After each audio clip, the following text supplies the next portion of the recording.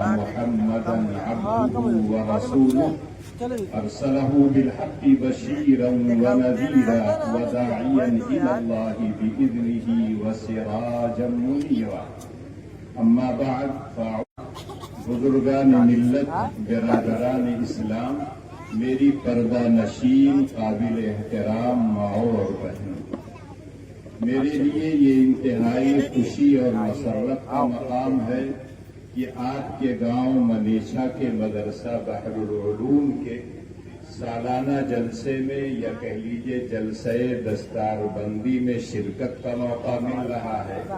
مزید میرے لیے یہ سعادت اور خوش بختی کی بات ہے کہ مجھے کچھ کہنے کا موقع مل رہا ہے۔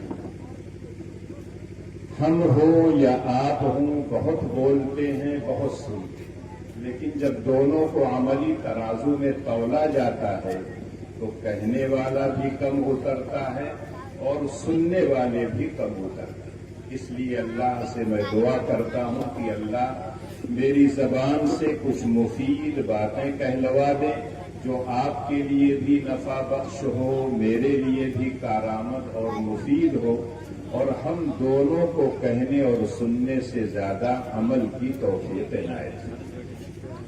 ابھی آپ نے پہلی تقریر مفتی یعقوب صاحب سے قرآن کی فضیلت، قرآن کی اہمیت پر سن چکے ہیں، اور یہ جلسہ چونکہ جلسہ دستار بندی کے نام سے ہے، اشتہار تو میں نے نہیں دیکھا لیکن ٹیلی فون پر جو مجھ سے بات ہوئی تھی وہ یہی تھی، اور اس وقت یہ تھا کہ آپ جلدی آ جائیے گا، انشاءاللہ پہلا نمبر آپ کا رہے گا، اس کے بعد آپ چلے جائیں۔ اس لیے کہ آج کل کچھ مصروفیت زیادہ ہے تو میں نے معذرت کی تھی، لیکن چونکہ قریب کا ہوں اس لیے قبول کرنا پڑا، اور یہاں آنے کے بعد معذرت کے ساتھ میں کہتا ہوں کہ اب جلسے کی بھی نظامت جو ہے بالکل مشاعرے کی طرح ہوگی، اچھا خاصا وقت لے لیں، جو اصل چیز ہوتی ہے اس کو آپ پیش کیجیے، یقینی طور پر کم وقت میں زیادہ سے زیادہ فائدہ ہے، لیکن بالکل مشاعرے کے انداز سے جب نظامت چلتی ہے تو لوگ تھک جاتے ہیں، اور جب اصل موقع آتا ہے تب چاہتے ہیں کہ جلدی سے ختم کیجیے، ابھی کھانا کھلانا ہے، ابھی فلاں کرنا ہے۔ تو جیسے ہی آیا ہوں تبھی سے بات ہونے لگی کہ کھانا ابھی لوگوں نے نہیں کھایا ہے، جلسے کے بعد کھائیں گے، اور مجھ سے یہ کہا گیا تھا کہ آپ مغرب بعد آ جائیے، عشاء کے بعد انشاءاللہ پروگرام آپ لوگوں کا شروع کریں۔ تو بہرحال یہ جو بات میں محسوس کرتا ہوں وہ میں دل میں نہیں رکھتا، میں کہہ دیتا ہوں تاکہ آئندہ اس کا خیال رکھیں۔ ابھی میں نے قرآن کریم کی کچھ آیات پڑھی، اسی کی روشنی میں مجھے کچھ باتیں کہنی۔ اللہ کا لاکھ لاکھ شکر اور احسان ہے کہ ہم کو اور آپ کو اللہ نے مسلمان گھر میں پیدا کیا، اور اسلام کے حصول کے لیے ہمیں کوئی محنت نہیں کرنی۔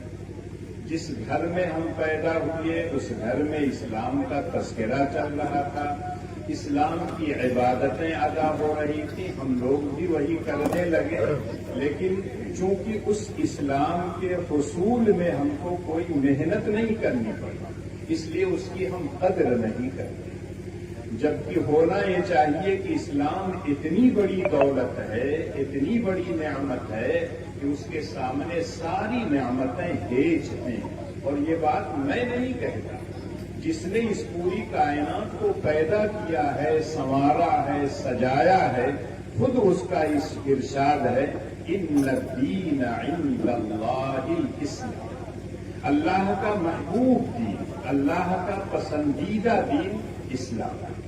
یہ اسلام کوئی نیا دین نہیں ہے، اسلام بہت پرانا دین ہے۔ ابو البشر حضرت آدم علیہ السلام جب اس دنیا میں تشریف لے آئے، سب سے پہلے وہ انسان ہیں، اور انہی کے ساتھ اسلام بھی دنیا میں آیا، اور اس کے بعد جتنے انبیاء آئے ہیں اپنے اپنے دور میں سارے نبیوں نے اسی اسلام کی تعلیمات کو اپنی امت کو پہنچاتے ہیں۔ اخیر میں تاجدار مدینہ سرکار دو عالم صلی اللہ علیہ وسلم جب تشریف لے آئے ہیں تو اس دین اسلام کی جو حضرت آدم کے زمانے سے چلا تھا، اللہ کے آخری رسول کے ہاتھوں اس کی تکمیل ہوئی۔ اليوم اکملت لکم دینکم واتممت علیکم نعمتی ورضیت لکم الاسلام دینا۔ اللہ کہتے ہیں کہ میں نے تم لوگوں کے لیے دین کو مکمل کر دیا، اور میری طرف سے جو نعمتیں، جو احسانات آنے والے تھے، جو ہدایتیں آنے والی تھیں، میں نے ان تمام نعمتوں کو مکمل کر دیا اور تمہارے لیے دین اسلام کو پسند کیا۔ اب اسلام میں نہ تو حذف و اضافہ کی، نہ تو تغیر اور تبدل کی، نہ کمی اور بیشی کی کوئی گنجائش نہیں۔ ہم کو اور آپ کو صرف اتنا کرنا ہے، جو دین اسلام ہم تک صحیح حالت میں، محفوظ حالت میں پہنچا ہے، اس دین کے مطابق اپنی عملی زندگی کو، اس کے علاوہ ہمیں کچھ نہیں کرنا۔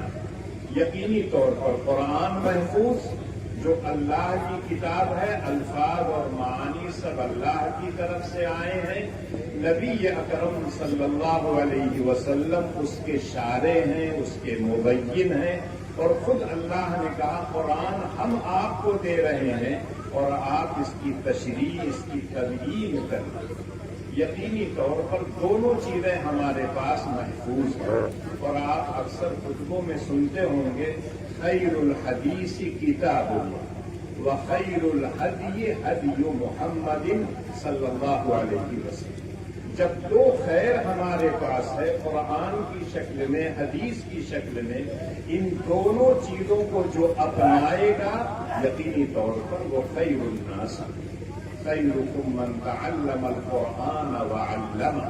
تم میں بہتر وہ ہے جو قرآن کو سیکھے، قرآن کو سکھائے، قرآن کو پڑھے، قرآن کو پڑھائے، چاہے وہ مکتب میں پڑھا جائے، چاہے وہ حفظ کی درسگاہ میں پڑھا جائے، چاہے وہ عربی درسگاہوں میں ترجمہ اور تفاسیر پڑھائی جائیں، چاہے مسجدوں میں درس قرآن ہو یا جلسوں میں موعظت اور نصیحت کی باتیں ہوں، سب کا سب خیرکم من تعلم القرآن وعلمہ ہے۔ یقینی طور پر اگر ہم اس کو صلی اللہ علیہ وسلم، جو سب سے اچھے، سب سے سچے نبی تھے، ان کا یہ ارشاد ہے، اگر اس کے مطابق ہم اپنے معاشرے میں خیرکم من تعلم القرآن وعلمہ، اس کی اہمیت کو، اس کی قدر کو سمجھ جائیں، تو آپ یقین کیجئے کہ یقیناً قرآن کی بھی ہم تعظیم کریں گے، قرآن کے جو حافظ ہوں گے، قرآن کے پڑھنے والے، قرآن کے پڑھانے والے، سب کی ہم قدر کریں گے۔ اللہ کے رسول تو ہم سے کہتے ہیں اکرموا حملۃ القرآن، جو حامل قرآن ہے، حافظ ہو، قاری ہو، عالم ہو، ان کی عزت کیا کر۔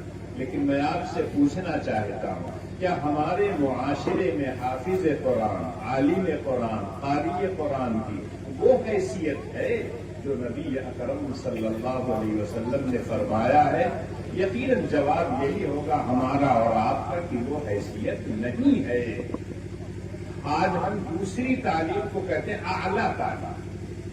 اللہ کی کتاب کو سمجھنا، اللہ کے رسول کی احادیث کو سمجھنا، یہ سب سے زیادہ اشرف ہے، سب سے افضل علم ہے۔ لیکن اس کے پڑھنے پڑھانے والے کو کوئی یہ نہیں کہتا ہے کہ یہ اعلیٰ تعلیم حاصل کرنا، جبکہ اللہ کہتے ہیں کوئی آدمی ماں کے پیٹ سے نکلتا ہے جب کچھ نہیں جانتا، واللہ اخرجکم من بطون امہاتکم لا تعلمون شیئا، کچھ نہیں جانتا۔ جو لوگ عربی زبان جانتے ہیں ان کو معلوم ہوگا شیئا نکرہ، کچھ بھی نہیں جانتا۔ انسان جب دنیا میں آتا ہے صرف رونا جانتا ہے، جب روتا ہے تو اس کی ماں سمجھ جاتی ہے میرا بیٹا کیوں رو رہا ہے، میری بیٹیا کیوں رو رہی ہے، ٹھنڈک لگ رہی ہے، گرمی لگ رہی ہے، بھوک ہے اس کو، پیاس ہے اس کو، بستر اس کا گیلا ہے، اس لیے پریشان ہے، اس لیے رو رہا ہے۔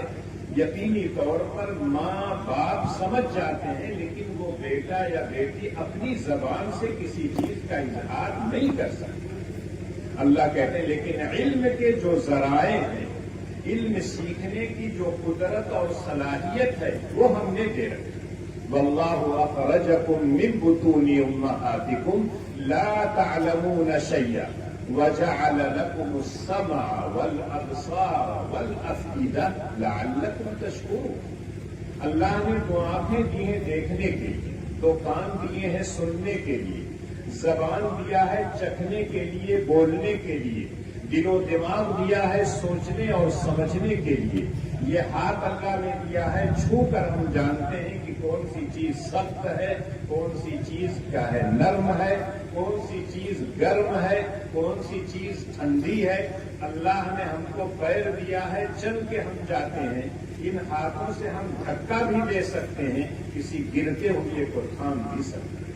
لیکن اللہ نے یہ صلاحیتیں دی ہیں، لیکن ان صلاحیتوں کو کیسے ہم نشو و نما کریں، کان سے کیا سنیں، آنکھوں سے کیا دیکھیں، دل و دماغ سے کیا سوچیں اور سمجھیں، یہ نبیوں کا کام.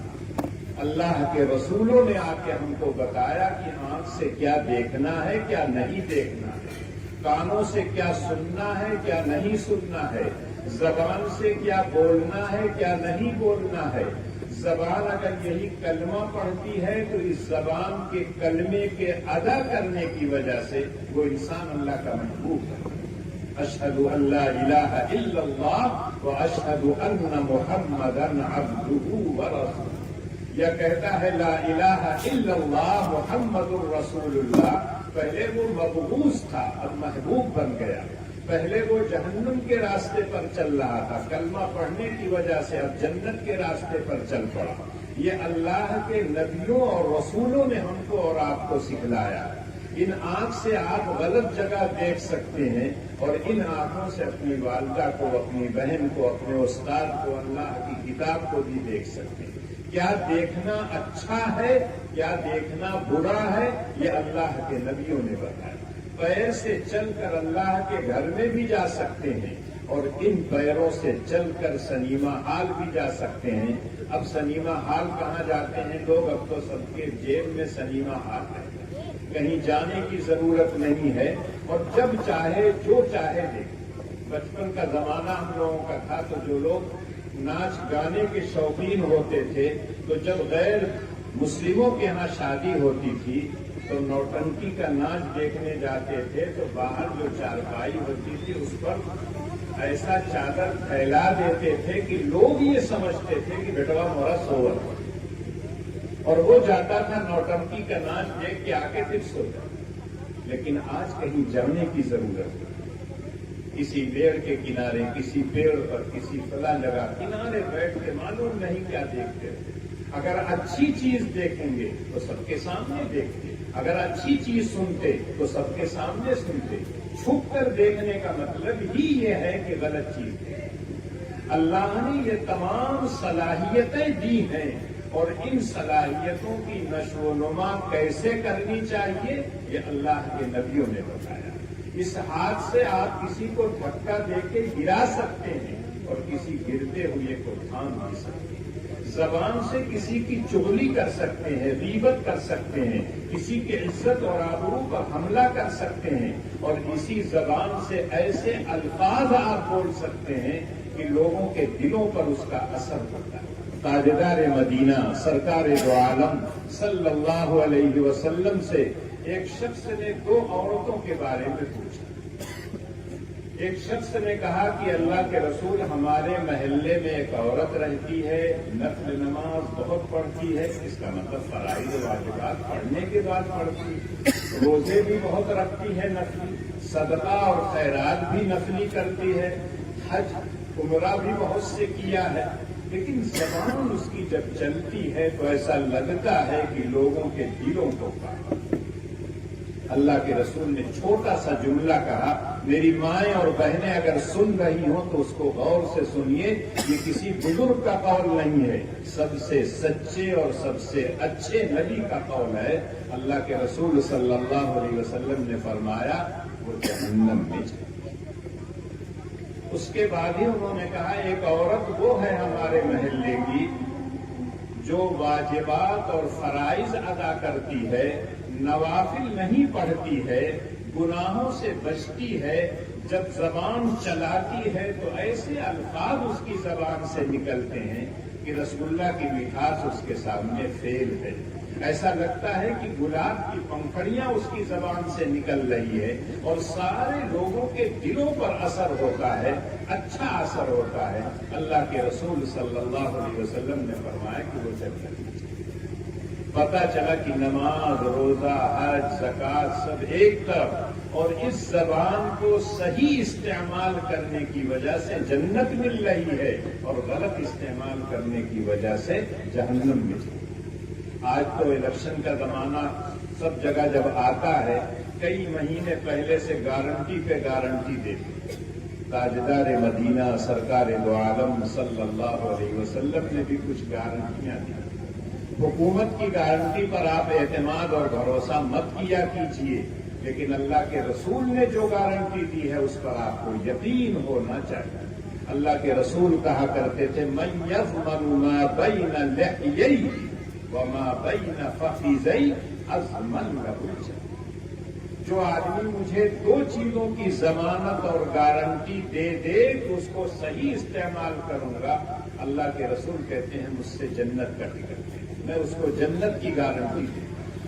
ما بین لحییہ، دونوں جبڑوں کے بیچ میں جو زبان ہے اس کو صحیح استعمال کریں۔ اور اگر آپ تھوڑی دیر تنہائی میں بیٹھ کر زبان کہاں ہے، اس پر کتنے پہرے دار بیٹھے ہوئے ہیں، سب کو آپ غور کر لیجئے۔ اس کے بعد کیا ہے، زبان کیا ہے، اگر غلط استعمال ہوتی ہے تو یقیناً اس سے بڑا کوئی نادان نہیں۔ 32 چوکیدار ہیں، اس کے اندر ہے، پھر ہونٹ لگا ہوا ہے سب کچھ، اور اسی طرح سے دونوں رانوں کے بیچ میں جو شرمگاہ ہے، اللہ کے رسول نے کہا دونوں چیزوں کی حفاظت کی گارنٹی مجھ کو دے دو، صحیح استعمال کرو گے مجھ سے جنت کی گارنٹی۔ اللہ کے رسول صلی اللہ علیہ وسلم نے ایسے ہی نہیں کہا، دونوں چیزیں بہت اہم ہیں۔ جہاں رحمان کے بندوں کا تذکرہ آتا ہے، اچھے بندوں کا تذکرہ آتا ہے، سب جگہ اللہ کہتے ہیں والذین هم لفروجہم حافظون۔ جو لوگ اپنی شرمگاہوں کی حفاظت کرتے ہیں، جو لوگ اپنی زبان کو کنٹرول میں رکھتے ہیں، وہ لوگ اچھے لوگ ہیں، اللہ تعالیٰ کی رحمتیں ان پر نازل ہوتی ہیں۔ یقینی طور پر اللہ نے یہ تمام صلاحیتیں ہم کو دیا۔ بعض احادیث میں آتا ہے کہ روز صبح کو تمام اعضاء زبان کے سامنے ہاتھ جوڑ کر کھڑے رہتے ہیں کہ صحیح چلنا، صحیح استعمال ہونا۔ اگر غلط تم استعمال ہوگی تو تم تو اندر گھس جاؤ گی، مار کہاں پڑے گی؟ پیٹھ پر پڑے گی، گال پر پڑے گی، پیر ٹوٹے گا، ہاتھ ٹوٹے گا، لیکن زبان اندر چلی جائے۔ زبان کو کوئی نہیں پکڑ کے کھینچتا۔ یہ تو صحابہ کرام کے بعد مرتبہ اپنی زبان کو پکڑ کر باہر نکالتے اور کہتے اس کو قابو اور کنٹرول میں رکھا۔ اسی زبان کی وجہ سے نہ جانے کتنے گناہ ہم کرتے ہیں، اور اس گناہوں کو ہم لوگ گناہ نہیں سمجھتے۔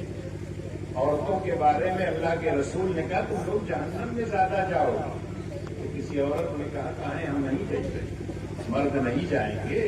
اللہ کے رسول نے کہا وہ بھی جائیں گے، لیکن تم زیادہ جاؤ گی، اور تمہارے اندر دو صفت پائی جاتی ہے جس کی وجہ سے تم لوگ جہنم میں زیادہ جاؤ گی۔ تکثرن اللعن وتکفرن العشیر، تم لوگ لعن طعن بہت اور اپنے شوہر کی ناشکری کرتے۔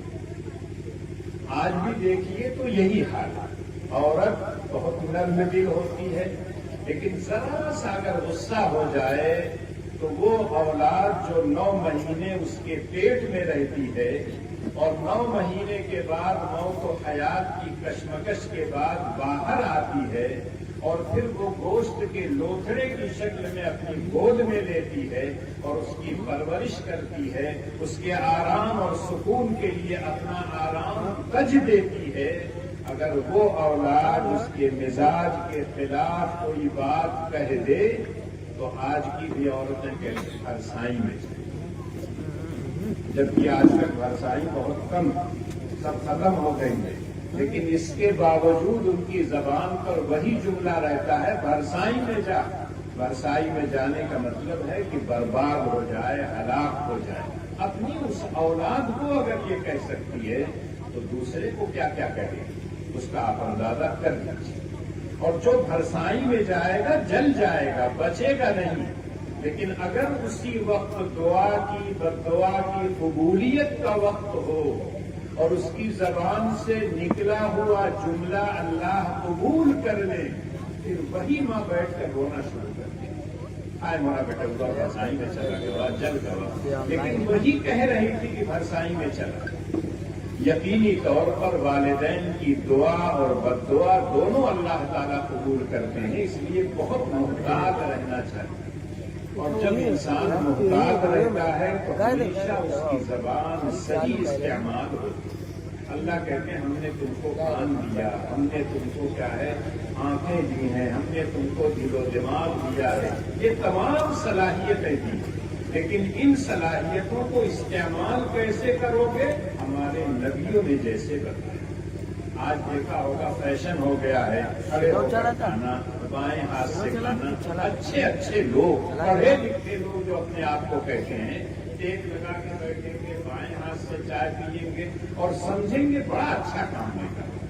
جبکہ نبی اکرم صلی اللہ علیہ وسلم کے سامنے ایک بچہ آیا، اور بچوں کی عادت ہوتی ہے اگر آپ ساتھ میں ان کو نہ کھلائیں نہ پلائیں، جب کسی مہمان کے ساتھ اس کو بیٹھا دیں گے، جو چیز اس کو پسند ہوتی ہے کود کود کے لے لیں گے۔ یہ نہیں خیال کرے گا مہمان کو ملے نہ ملے اس سے کوئی مطلب نہیں ہے، میں اٹھا اٹھا کے کھاتا۔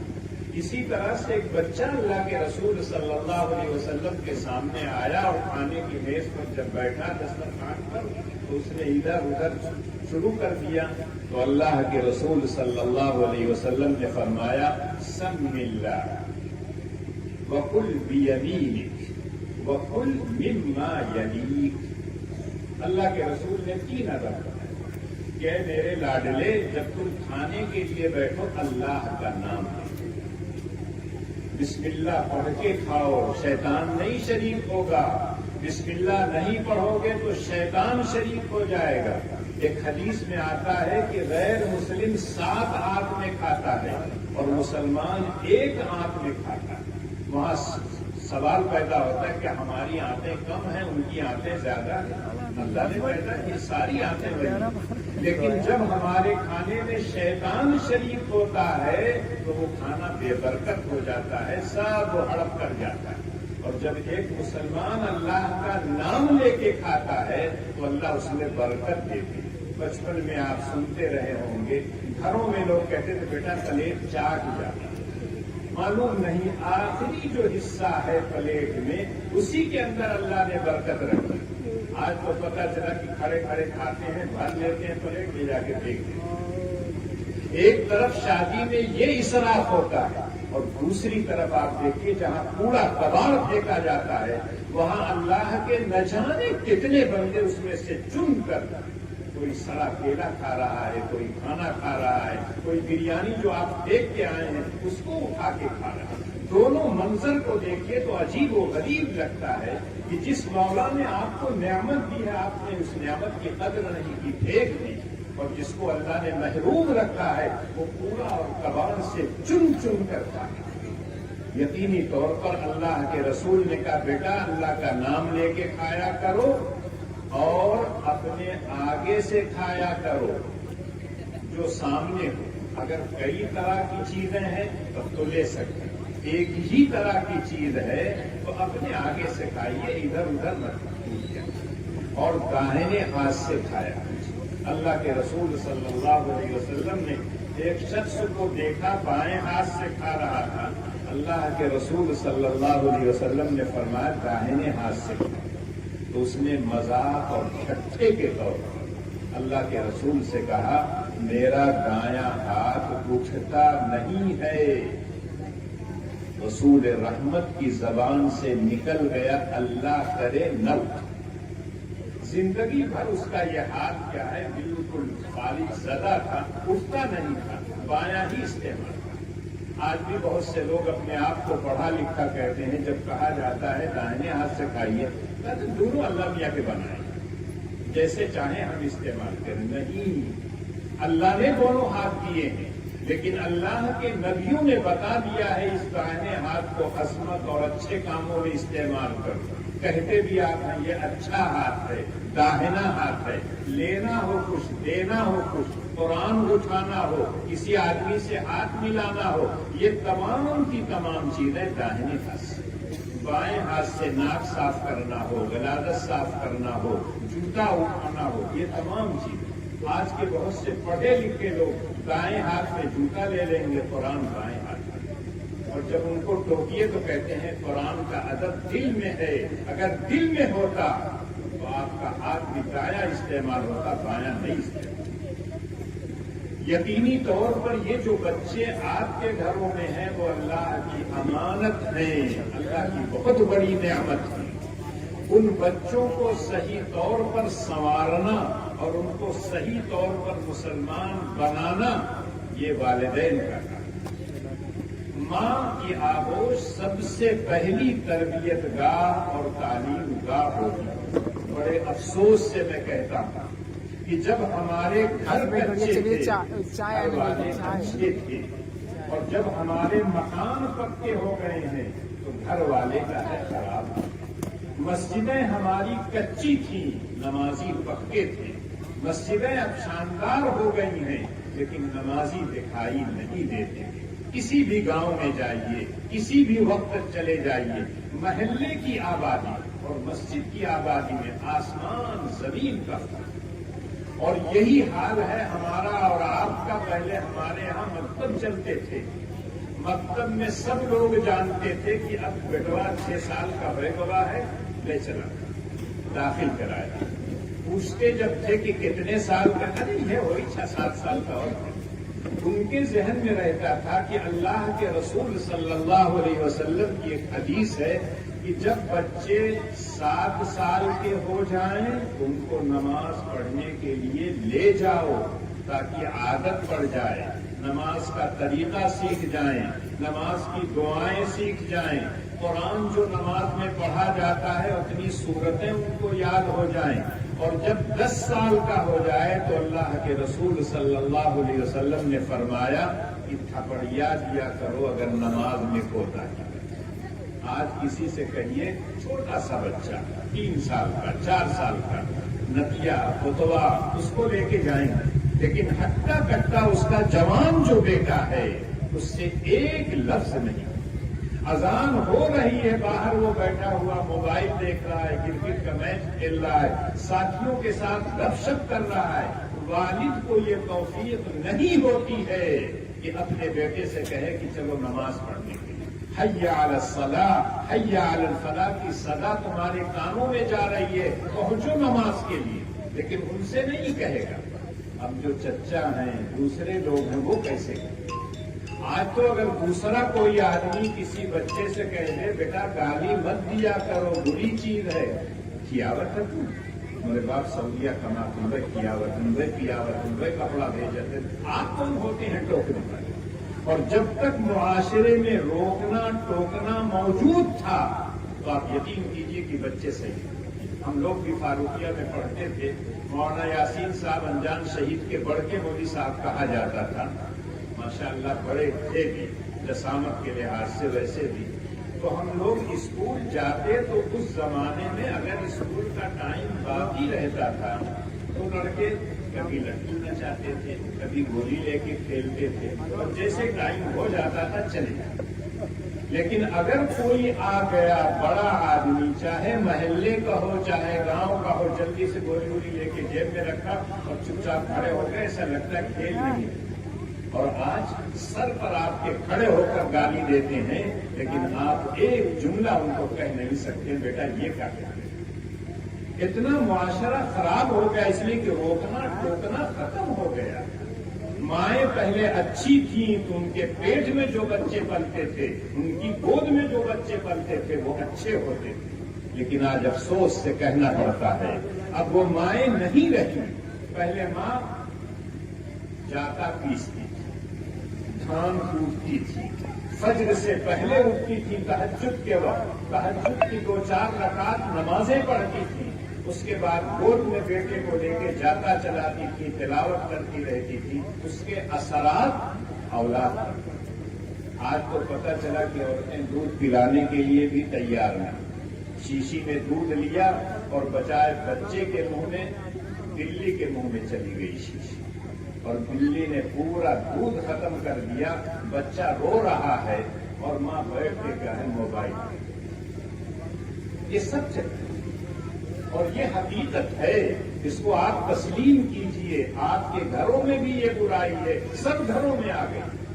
اور آج جو لوگ باہر جاتے ہیں بڑکا بڑکا موبائل کا ہے دے دیتے ہیں سب کو، بیٹیوں کو یہ، اور رات کی تاریکیوں میں وہ چھت پہ جا کے 1.5 گھنٹہ 1 گھنٹہ بات کرتے ہیں۔ کس سے بات کرتے ہیں؟ کوئی فیکٹری چلا رہی ہے، کوئی کارخانہ چلا رہی ہے، کس سے بات کرتے ہیں؟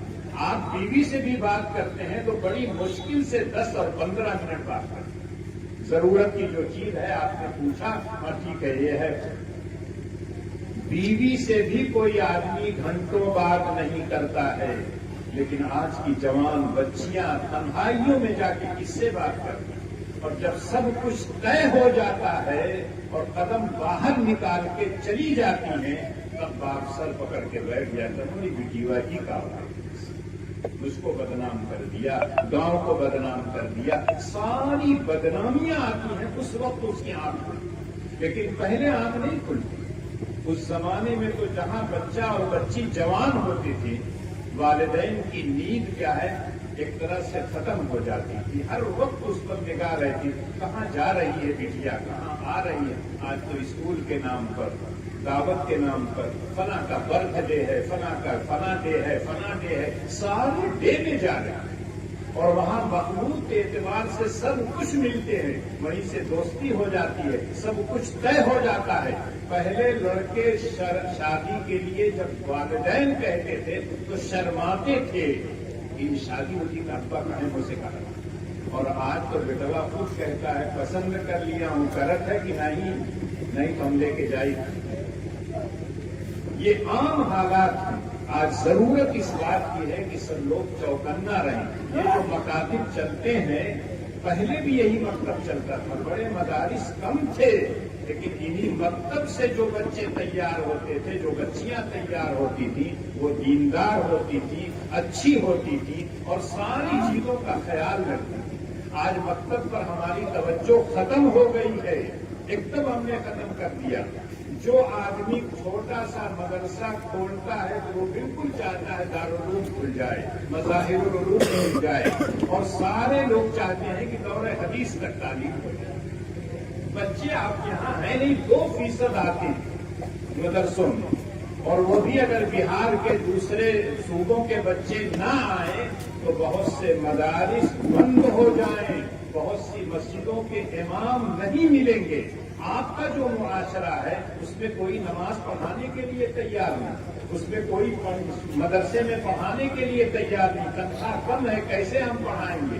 تو جب آپ ان کو بلاتے ہیں تو جیسے وہ رہتے ہیں ویسے ہی کرتے ہیں۔ لیکن آج جس کو ذرا سا ڈھنگ آ گیا چندہ کرنے کا، بولنے کا، چند لوگوں کو اپنے قریب کرنے کا، یا کوئی پیر صاحب ہو گیا، کوئی کہا فلاں ہو گیا، تو فوراً وہ چاہتا ہے کہ میں مدرسہ کھولوں، مدرسہ کھول کے بالکل بڑا مدرسہ۔ اور آپ پورے ضلع میں نہیں، مئو، اعظم گڑھ، جونپور، میری تعلیم تو مدرسے میں ہوئی ہے، مدرسے ہی میں پڑھا رہا ہوں۔ جو دن باقی بچا ہے یقینی طور پر اللہ تعالیٰ چاہیں گے تو ہو سکتا ہے مدرسے ہی میں میرا خاتمہ، لیکن میں یہ چاہتا ہوں کہ آپ کے ذہن میں یہ بات رہنی چاہیے، ہر آدمی بڑا مدرسہ کھول کے بیٹھے گا کہاں سے آئے؟ مکتب بننا۔ آج ابتدا میں مکتب میں جو بچے آتے ہیں، جو سرکاری اسکولوں میں جاتے ہیں، ان کو کیا کیا نہیں سکھایا جاتا؟ کبھی آپ نے سوچا ہے، کبھی دیکھا ہے؟ ایک صاحب نے مجھ کو جونپور کے بتایا کہ میں نے اپنے بچے اور بچی کو کسی نرسری میں داخل کر دیا، کہہ رہے 1 ہفتے کے بعد وہ بچے آئے تو ڈانس کرنا شروع کیا، اور میں دنگ رہ گیا کہ میرے گھر میں نہ ٹی وی ہے، نہ میرے گھر میں کے بچے کسی دوسرے کے یہاں جاتے ہیں، یہ ڈانس کرنا کہاں سے سیکھ لیا؟ انہوں نے بلایا اور بلانے کے بعد کہا کہ بیٹا اور بیٹی یہ کہاں سیکھ رہا؟ اسکول میں سکھایا جاتا ہے اور ہم کو سورج دیوتا کی پوجا کے لیے کہا جاتا ہے۔ انہوں نے کام اس وقت ان کے کھڑے ہوئے اور دوسرے دن اپنے بچے اور بچی کو اسکول سے نکال لیا، کہا مجھے ایسی تعلیم نہیں چاہیے اور مجھ کو تو وہ تعلیم چاہیے جس سے دیندار انسان بنے، جس سے ایک اچھا انسان بنے۔ اچھا انسان کون ہوگا؟ جو اسلام کی تعلیمات کے مطابق چلے گا۔ یہ جو پرچی آئی ہے اس کی ضرورت نہیں تھی، لیکن چونکہ جب دیر سے شروع کریں گے اور دیر تک کیا ہے بلائیں گے تو اسی کی ضرورت پڑتی ہے۔ میں اس کا قائل نہیں ہوں، لیکن چونکہ آ گیا ہے تو اس لیے میں ختم کر رہا ہوں۔ اللہ پھر اگر کبھی موقع دے گا تو آپ کو کچھ نصیحتیں کروں گا۔ جو کچھ کہا ہوں اللہ مجھ کو اور آپ کو کہنے سننے سے زیادہ عمل ماشاء اللہ تبارک و تعالی۔ حضرت مولانا ابو ذر صاحب دامت برکاتہم العالیہ بڑے ہی قیمتی بیان ہم سامعین کو مستفیض فرما رہے تھے۔